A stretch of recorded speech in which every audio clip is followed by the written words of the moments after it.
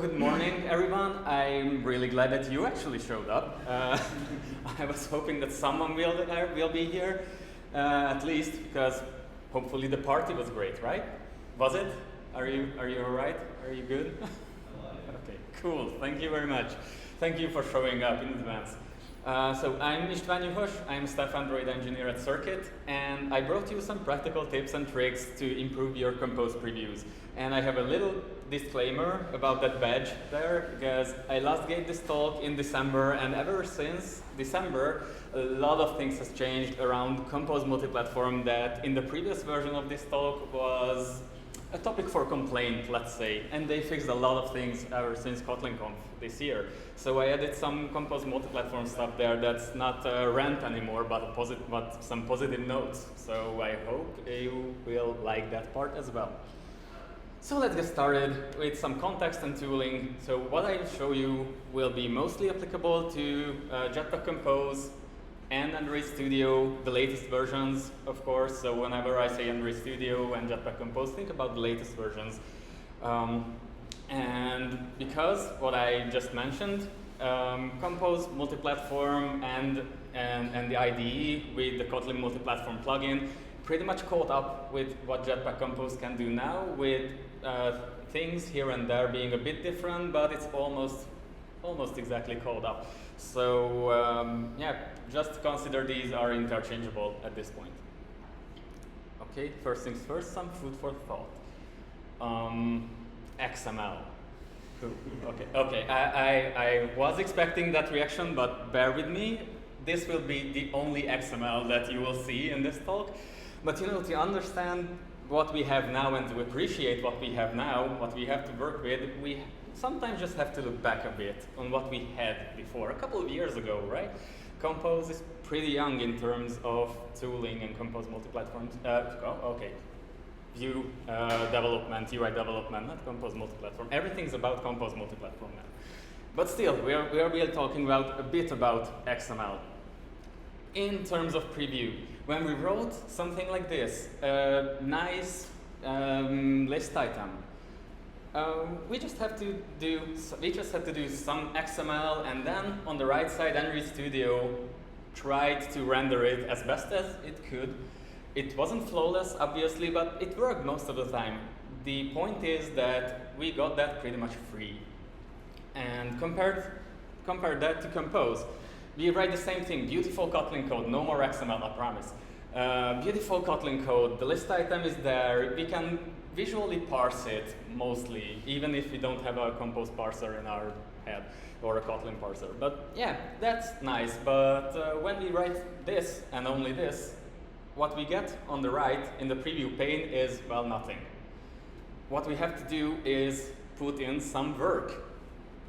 So we create another composable function and slap the preview annotation on it, and the tooling will say, oh, here's a preview function, I will render that.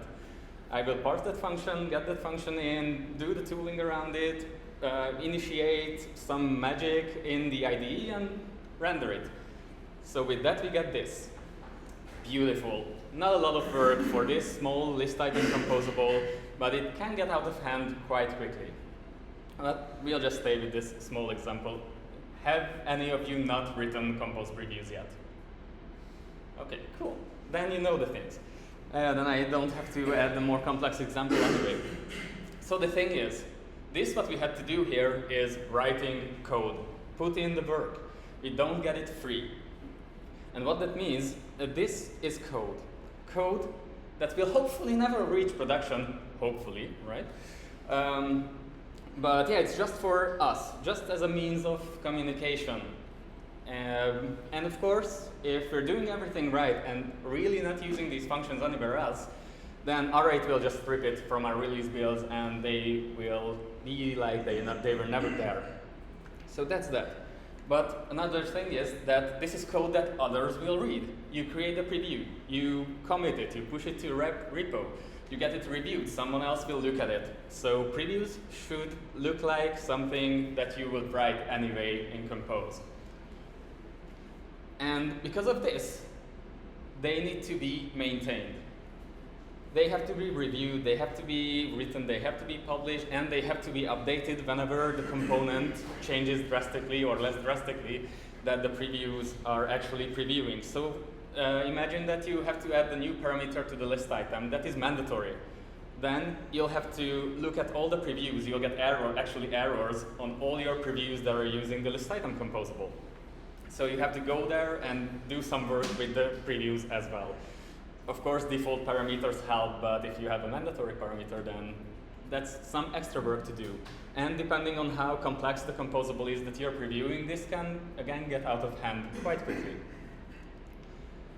And this code is actually communication via tooling. By itself, it doesn't get rendered, it doesn't have anything, the tooling does the rendering. So whenever someone has to look at a preview, they have to check out the code, load it, open the preview and see what it's doing, build a project, right? So yeah, and also this can be done, communication can be done via just screenshots. You send it to your designer, just the preview. Is everything all right with this element, this screen, this whatnot? And it makes for a nice, short feedback loop. My point is, composable previews are pretty powerful. So let's see how we can work with them and how we can make them better when you write them. The first tip is a warm-up. Consider IDE themes. So let's get into that topic. Sorry for this, it will go away soon, but at least you woke up, right? At least I really hope so.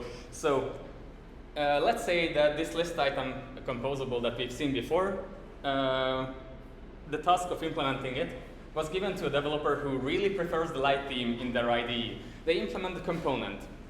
And because they are mindful, they are not setting a background color to this composable because it's a list item. List items are usually used in context, in a column, in a surface, on a lazy column, or anything else. But usually by themselves, they are not required to have a background, usually. And also we can avoid overdraw with this. So the developer with the light themed IDE was mindful and didn't have a background. That's the point.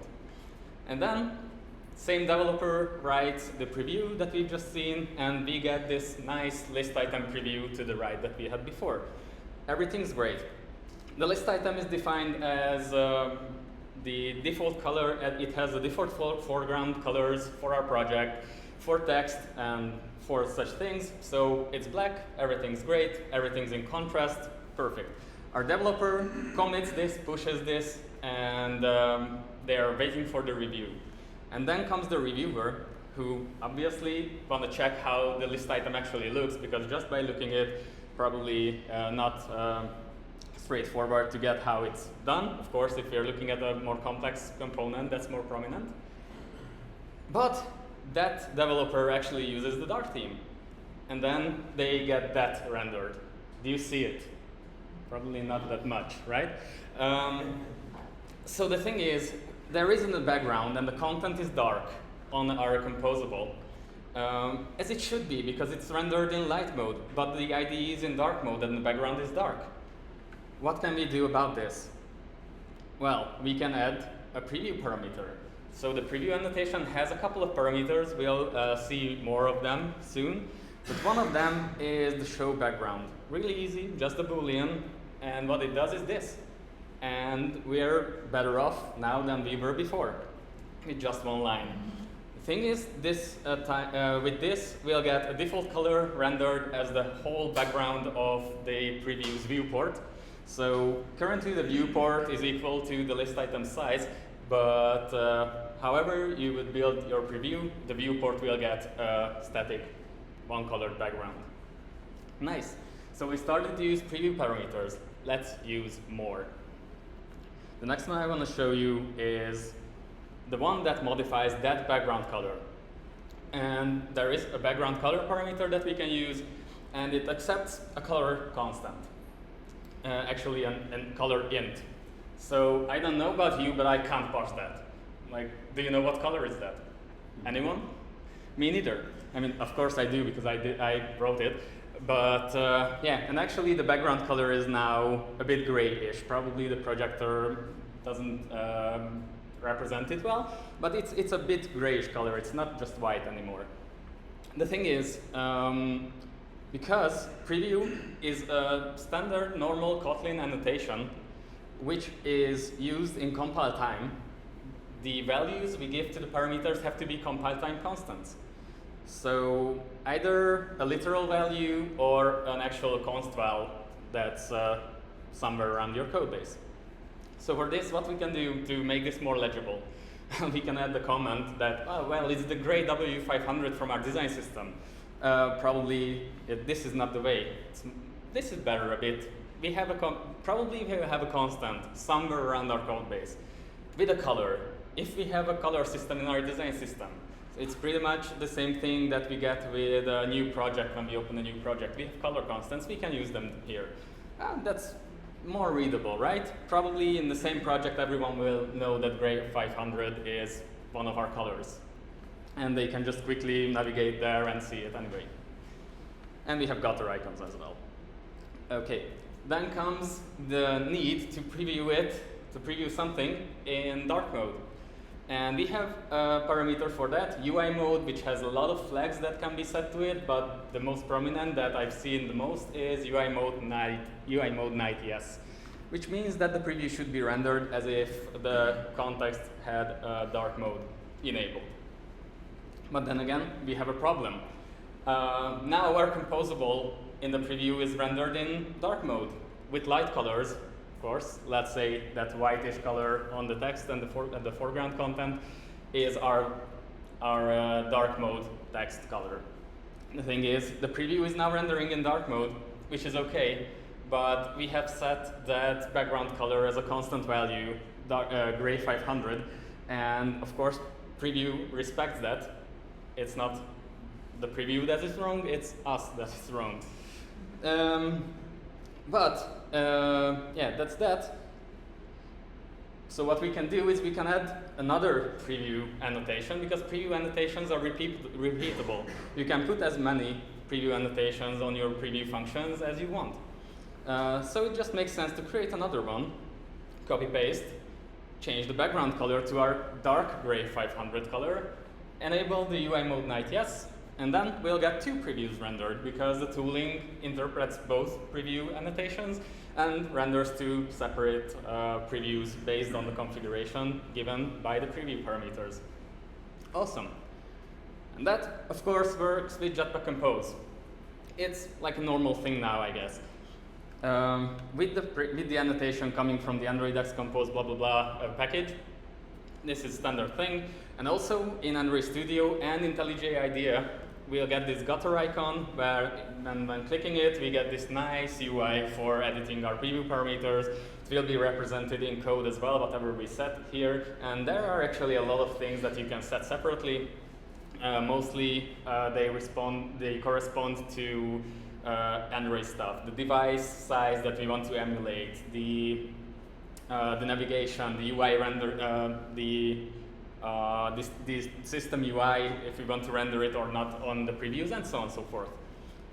So how about Compose Multiplatform? In Compose Multiplatform, we have another preview annotation, at least when we want to do previews in the common code, which is coming from the org.jetbrains blah blah blah package. And the thing is, this preview annotation didn't have parameters not so long ago. So using it like I showed you before wasn't really a thing. But there came Compose Multiplatform 1.9 Beta 01, and we got parameters in the preview annotation. Yay, and the tooling also supports it. The Kotlin Multiplatform plugin supports it, IDEA supports it, Android Studio supports it. Awesome, we can have preview parameters in common code. The preview parameters are as listed, so not too many, but just enough to actually make sense. So here's the comparison on what we have with the Jetpack Compose Preview and the Compose Multiplatform Preview. There is a common set, of course, these. So we've already seen some of them, like show background and background color, and there are others that we will see soon. Yeah, this subset actually kind of makes sense for Compose Multiplatform stuff, and I'll have more examples on those later. But the rest in the Jetpack Compose parameter list is pretty much corresponding to Android stuff. So not limited to, but corresponds to Android stuff. Show system UI shows pre-rendered system UI on our composable. API level, that's kind of obvious if you have different behavior in our composables based on API level, using some feature, not using some feature, so on and so forth. We can test for that in previews as well.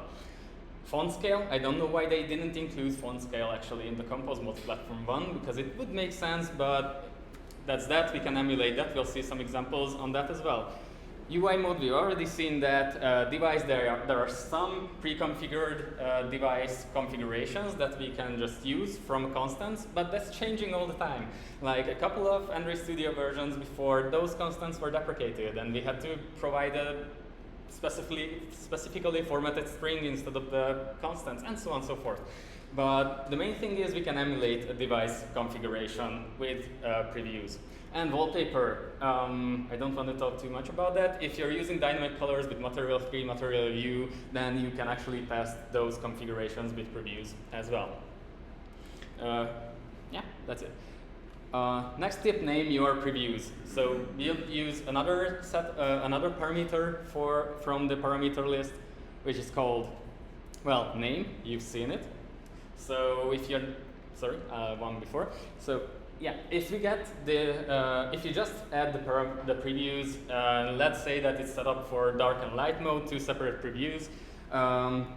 The IDE actually just lists these things as the name of the function. So if you have a more complex preview or a preview showing a specific state, you can't really distinguish it by its name. It will be the preview's name. We can modify that with the name parameter. Let's say one of our previews are on the primary light background, the other is the primary dark background. We can do this with the secondary backgrounds as well, so we can distinguish between what we actually preview by just naming them. As I said, previews are a form of communication, and this is part of the communication. So if you use those 4 previews, we can get nicely named previews in our preview pane. We can go further, we can group them together. So again, our example, and we extend it with the group parameter. These can be, of course, moved to constants somewhere else to have them not stringly typed, pretty much. Yeah, adding groups to our previews lets us filter them later in the preview pane. So with that, with those 2 groups defined here in this really small example, we'll get something like this in our IDE, where we can just filter out one of the groups and make the preview pane only show those previews that belong to the specific groups. Again, the small example doesn't really make it justice, but at Circuit we have full screens in previews that have a lot of states. So we have like 63, 65 previews rendered in the preview pane just for that one screen. And if you organize that mess well, then you can really just focus on something that you actually want to see there, if you set the groups properly. Okay, with that, the next tip is create multi-previews whenever it makes sense. And in a large project where you want to see the same things all the time in previews, or the same configurations at least, it actually makes sense to create those multi-previews and make them reusable. So what are multi-previews? First thing, we've seen this. This is not beautiful, right? Even with the configuration hidden, it's already getting out of hand. So what we can do, we can group these annotations together and slap them on another annotation class, like this. So the thing is, we have one preview here, another preview here, and we just annotate another annotation class with these preview annotations, and then we can just use that preview annotation on a composable preview.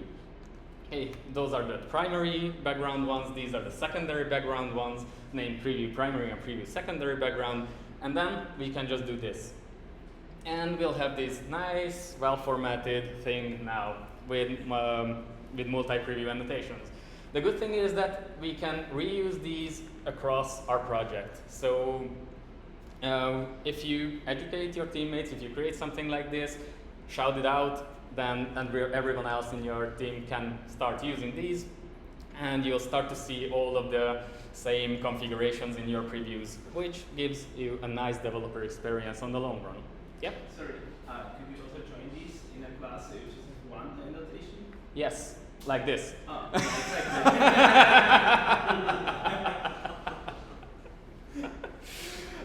So yeah, you actually can go further and do this, and just join everything together in one nice annotation. Thank you for the question. That was well placed. Did you see my slides before or something? No. Okay, so we can actually do that and just slap that conjoined annotation on our preview and preview functions and get all the same result with one line from this point. As I said, it's nice to have all of these multi-preview annotations just somewhere in your project in one place where everyone can see them, and then use them everywhere. So whenever you need to add some other configuration, you'll just add it in one place, and all of the previews will start rendering that extra configuration or extra preview there. So that's pretty nice on the long run.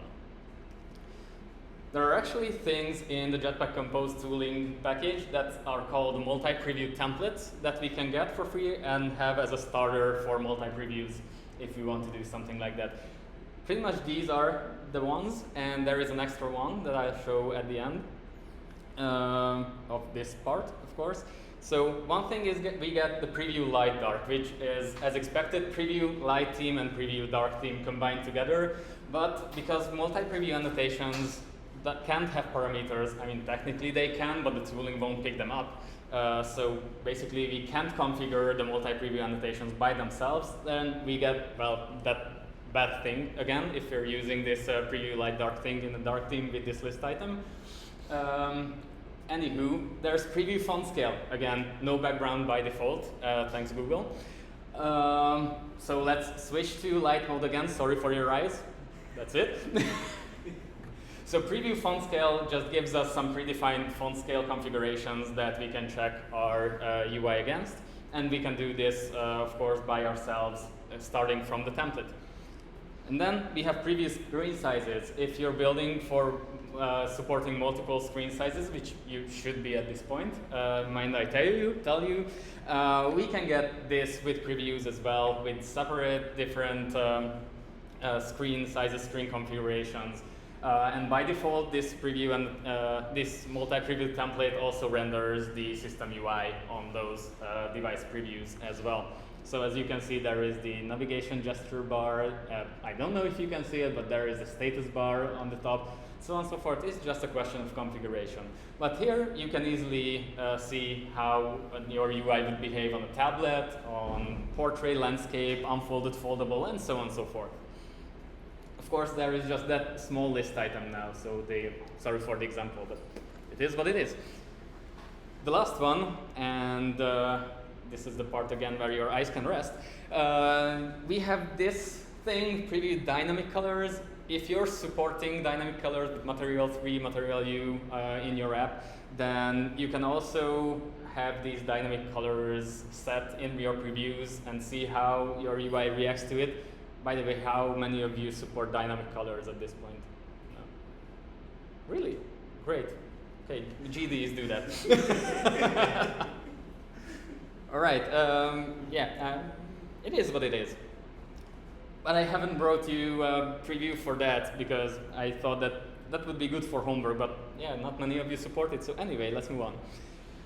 So we got these. These are the 4 things that help us get started with multi-preview templates, but of course, with multi-previews. But of course, it's not that big of a thing to come up with your own if you just look at the parameter list and start getting creative. Again, let's see what's the situation with KMP.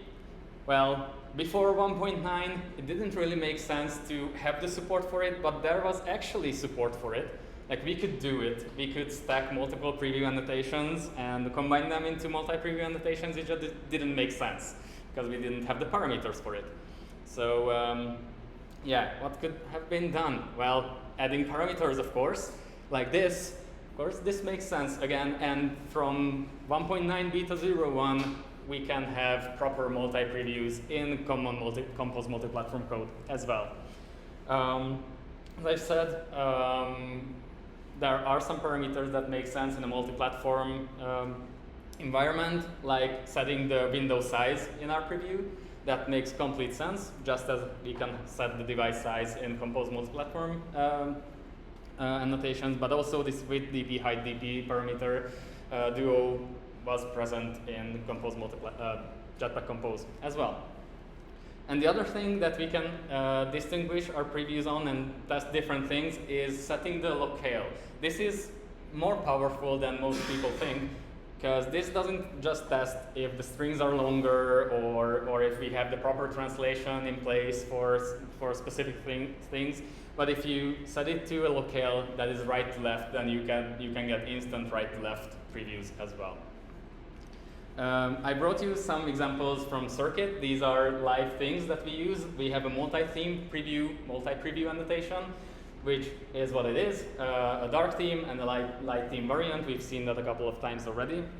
But we have the multi-location preview in place, as well, multi-locale preview, sorry, with a couple of languages that we had problems with in the past.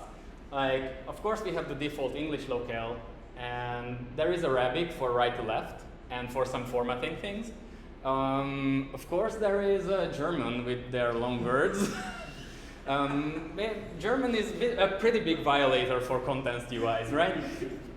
Okay, Greek as well, as you can see, this is so nice. Like, preferred metric, yeah, there has to be space for that. and that in German, right? And that in German. And that in German. So yeah, it's pretty nice to have multiple locales laid out in front of you and see if one of them violates the UI in some way. Yeah, and also here is the Arabic right to left. We do support Arabic, we do support right to left layouts, so it's nice to have that instantly just rendered and seen everywhere, just by slapping this annotation on our composable preview. Okay, the next thing is, we could start building custom tools with our previews. And again, share them just like annotations. You'll see in a minute what I mean by that. So the thing is, again, we're here at this example, but with a new thing. Now it's a button to just shake things up. It's not the list item anymore. So if you look at this, if you look at a preview function, that's just a normal composable function with an annotation, or multiple ones, obviously. What we can do here is anything that we can do with the composables themselves. We can go wild. We can set the app theme, we can set the app theme's isDark parameter wherever we want. We can add anything here, basically, that we can add in normal composable functions. So let's start building something, and you'll see the point of this in a minute. Let's do something like a preview box. Starts with preview, doesn't really pollute our namespace, because if you start something with preview, then probably you'll be wanting something in a preview. So let's name everything here preview something. What this preview box could do is, well, like add the app theme by itself. I don't know about you, but sometimes when I start writing a composable preview, I just completely forget to add the theme there, right? Who else? Anyone else with this problem? Cool. Okay, we can solve it with this.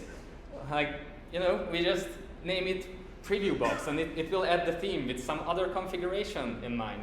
Cool. But now, then we have to remember to add the preview box, right? So by itself doesn't really make any sense. But again, bear with me. We'll get to some more meaningful things in a second. So it's a preview box. Let's surround our content with a box. And then let's delegate some parameters to it, like background color. If we add this background color parameter to our preview box, we'll get the background color by default. And of course, if we set it in a modifier on a box. And the good thing with this is these colors will not be the constant colors anymore that we had the limitation with the annotation.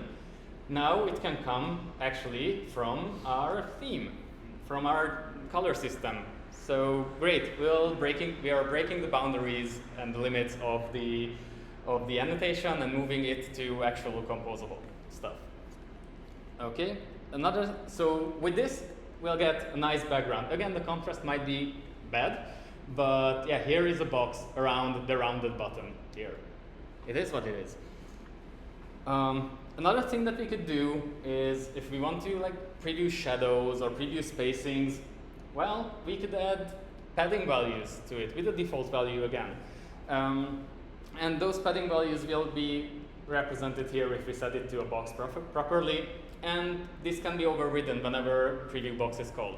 So we can call preview box without any parameters and already get some things, and we have the power to customize our previews in the composable part as well, not with the annotations. Okay, then again, this is just another composable now. It's a tooling composable. It's a tool composable in our repertoire in the project. It can be anything actually, a preview box, a preview column. If you want to stack multiple things below each other in the preview, you can just use preview column.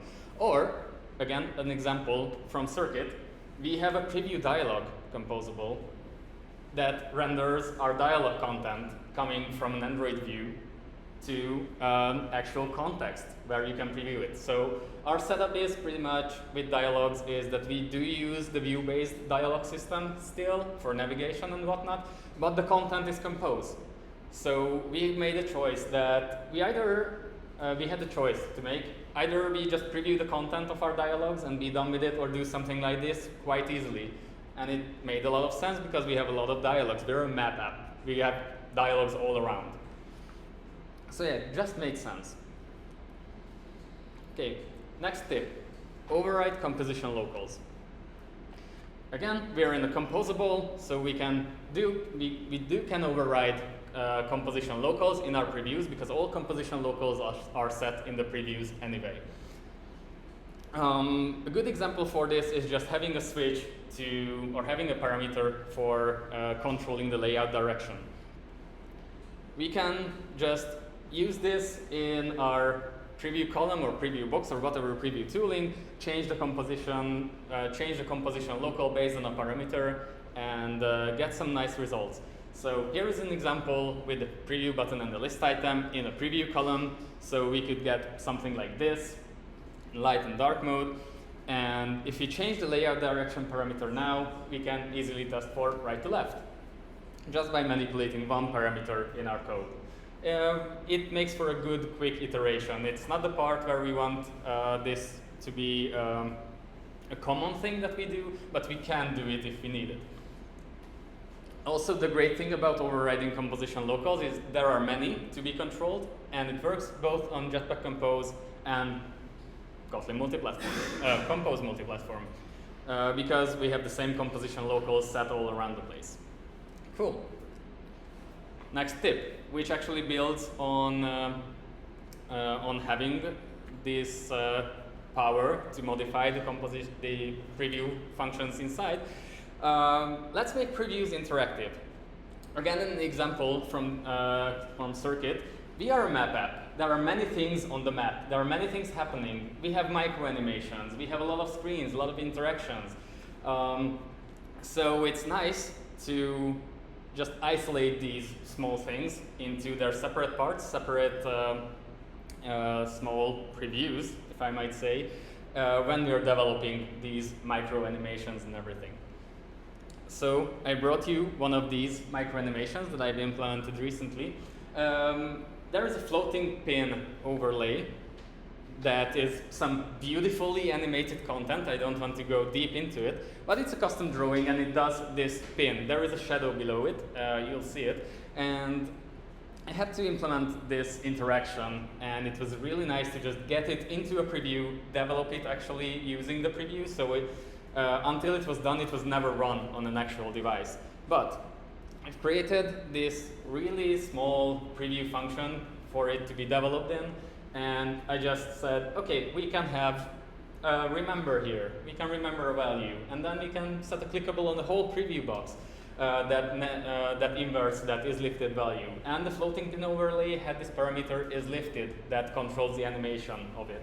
So we can just do this and have this preview and just click it all the way and see if everything's all right with it. So that's quite nice. Whatever you're implementing that's based on state, you can just do this.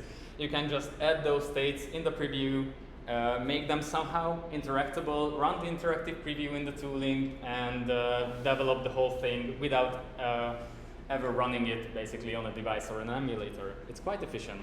And also you can show this, you can record this and show this to your designer if, to check if that's what they were actually thinking while they were sharing the Figma stuff and recording stuff. Quite nice. Another thing that we have is, I told you, overlays over the map. We have a lot of overlays, navigation stuff and things. So this is basically the preview of all of our overlays over the map, just organized into separate states, and those states are listed in a preview parameter provider, and by clicking the preview in interactive mode, you can just go through all of the different states, look at all the different animations, how things interact with each other, and so on and so forth. And also this green thing on the top is just a thing that exists in the preview itself that says on which state we are, just to inform the previewer on where they are at in the process. Okay, making previews interactive, again, obviously works with Jetpack Compose and Android Studio, and the great thing is that now it just works with Compose multi-platform as well in both IDEs, in common code for what it's worth. Okay, we can go one step further even and control composition locals with some preview tooling with states. I hope this will start. Yeah. So everything above the line is just part of a tooling composable, and those just control the composition locals, layout direction, font scale, and density. And with a component showcase, for example, here, we can combine all of our previous knowledge into something like this. The great thing with Compose multi-platform is that we could actually distribute this as a separate app to our designers and say that, okay, check everything out. If you find anything, just report it. We'll see it here, and we can fix it. And we can release another version of this app for them to check again. So so the communication between the different parts of your company becomes really, really effective with this. Okay, some more additional ideas as we are running out of time. Previews can be really easily used for screenshot testing, but I won't be talking too much about this because yesterday there was a talk about this, right?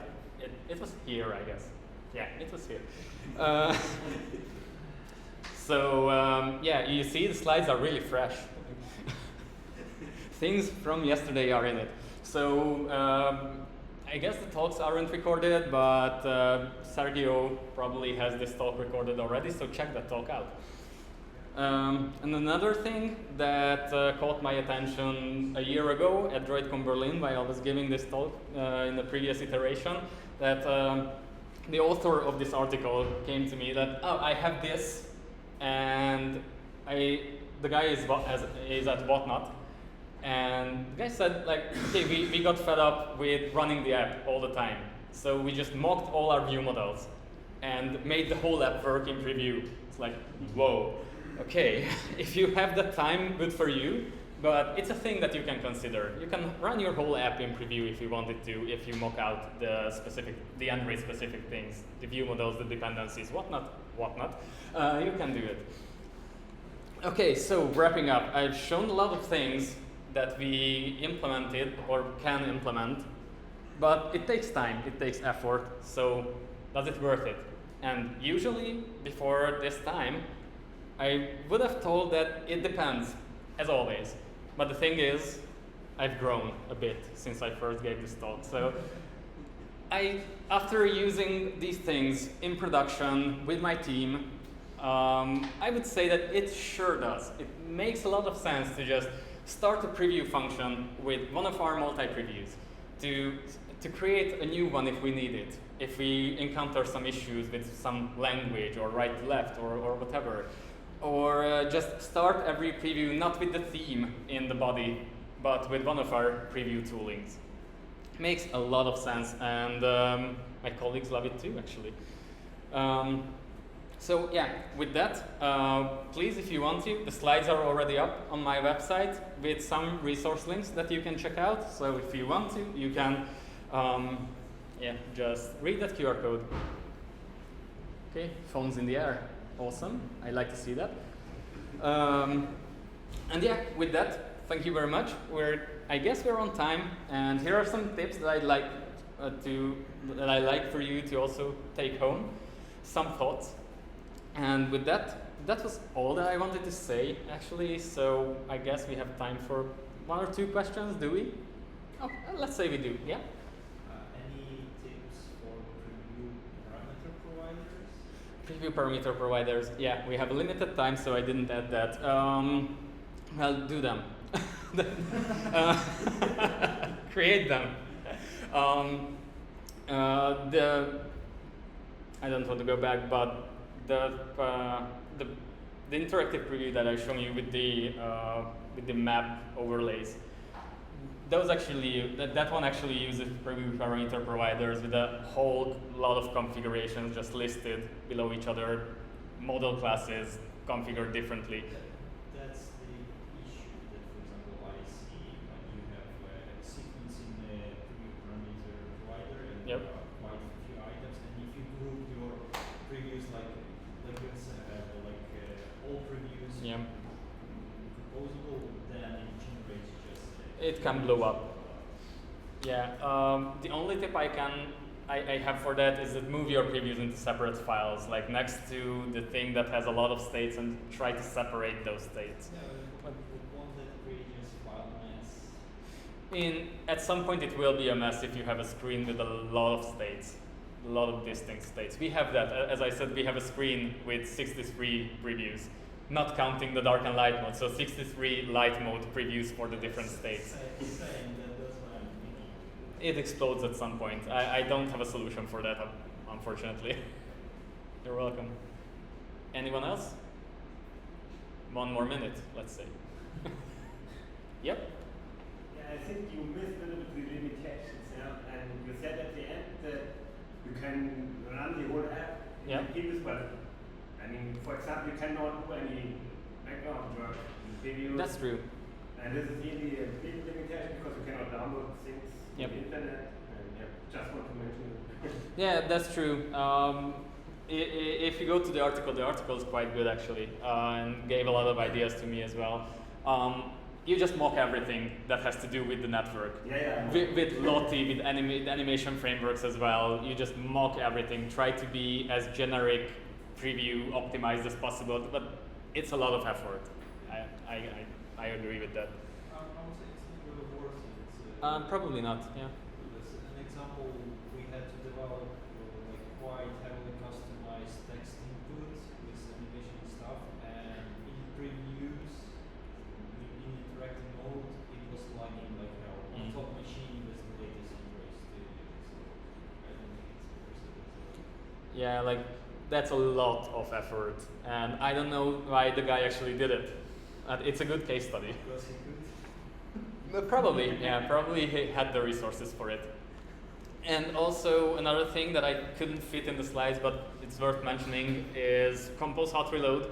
If you can manage to have a desktop target in your Android application, just move some composables into common code, quite easy, copy paste. Then you can actually have some screens with their states in Hot Reload and just deal with that. You can have the view models there as well in some way or another. So yeah, it kind of invalidates the idea of having the whole thing in previews, optimized for previews, now that we have Hot Reload. But again, that also takes some effort to put into your existing application if you're not already doing multi-platform. Okay. Anyone else? Okay then, I'll be around if you want to talk, but other than that, enjoy the second day of the conference. Thank you for being here.